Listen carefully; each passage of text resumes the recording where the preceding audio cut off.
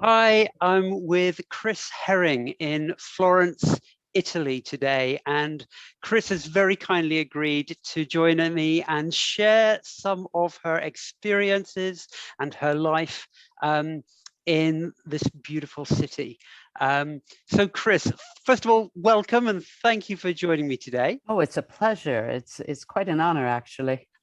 Now, you've been in Italy for 35 years now. Yes, sir. Um, I'd like you to, can you cast your mind back to your first year in Italy? When you arrived, what was the thing that most surprised you?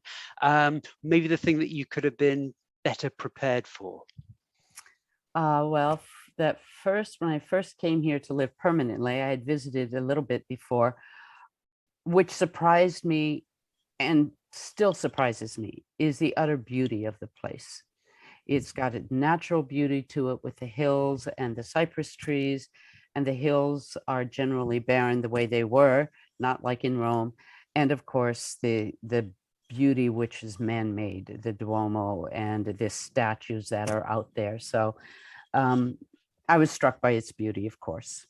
Oh, And yeah. what was the second part? What? Well, I guess it's yeah, it's a beautiful country, isn't it? It's just a delight to be anywhere in Italy, I think. But It's true. I suppose what could you have been better prepared for as an American arriving in Italy for the first time? Um, the day-to-day life of getting milk and knowing when the stores are open and when they close at lunch hour. 24. New York is known as the city that never sleeps. Italy sleep, or Florence, whatever, sleeps a lot. And so that would have helped a lot of hungry nights or whatever. The bureaucracy, paying a bill, you can't write a check and put it in the post. You have to stand in line and wait until they close and open again. Little things like that could be a little somewhat irritating. I think that pace of life is different, isn't it? Particularly Absolutely. Southern Europe to Northern Europe or the States. Coming from the States, how do your Italian students view you? It depends, of course, on I teach a variety of students. It depends on how I'm introduced. If they come into a classroom and I'm there, then a little askance. If they know that they're coming to me, who I am, of a private or a smaller class, then it's curiosity, a lot of curiosity. Of course, over 35 years, so much has changed. And we went through, the Gulf War was pretty interesting. It was still curious. They were curious. They wanted to know a lot about what my opinions are. I think America overall has a good reputation in that regard. I mean, 2 Mondays ago, I think it was the 23rd of April, they celebrated um, Liberation Day from World War II. And I always ask the preposition, liberated from who? And then we know who in World War II, and liberated by whom? And then they said by the Americans and the British, the Allies. And so there's a little bit of that that lingers on. Okay. So there is a language difference. Many students tend to be disappointed I'm not British, because so much English that has come to Italy, aside from the movies and television, is from Britain. The materials are printed there. Teachers would come here more readily than they did from the States. And they all suppose, I don't know where they heard it, BBC or the Queen's English is certainly not President's English. So sometimes I do meet with disappointment in the students. So let's fast forward. Here we are in 2022. The world's changed a lot since you first arrived in Italy. If I'm coming to Italy now as a newly qualified English teacher, what should I expect? Am I going to be able to walk straight into a job, or am I going to have to jump through a few hoops? Well, if it depends on where you're coming from. If you're coming from a European nation, but nation isn't the right word, is it? If you're coming from someplace within the EU, you can expect to jump into a job. So I do believe it's changing. In other words, English is so important now because of the EU too. and the Italians are ill-equipped to meet the challenge.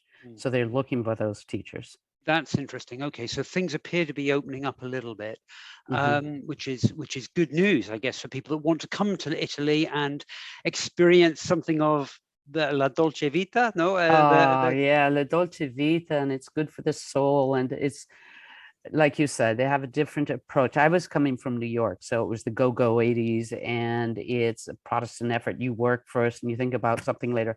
Different approach here.